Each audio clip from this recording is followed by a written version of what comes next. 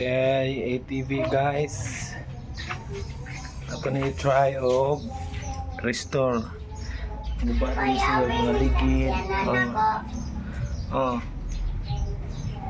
and na standby pila ka years gihugasan na ni and ato ning i-try og restore pandaro na to. Let's go.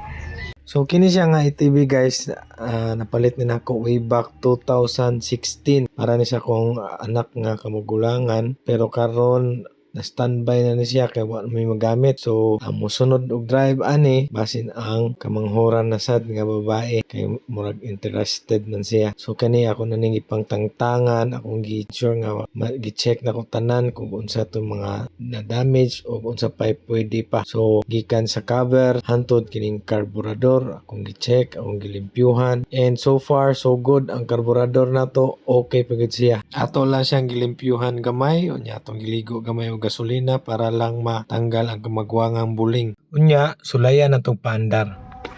Alright, ito na yung testingan. Sound check. So kani siya ato na po ning i-check unya karon mag-testing na ta ani og paandar, but unfortunately wala gid siya pa mo start. So natingala ko og unsay cause nganong dili siya mo start. Nga naman ta siya gasolina, ang carburetor okay man pod unta.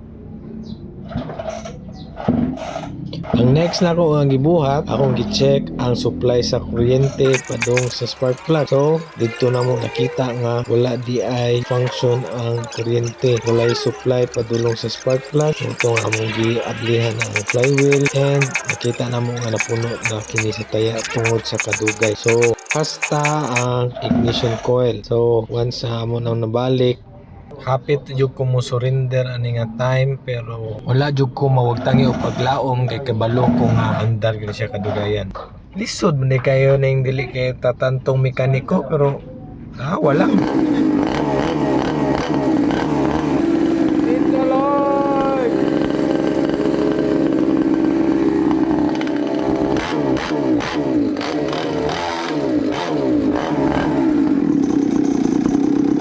Para to guys, dahil lang sa ta, atangin nyo ang part 2 kung di ko layon. Bye!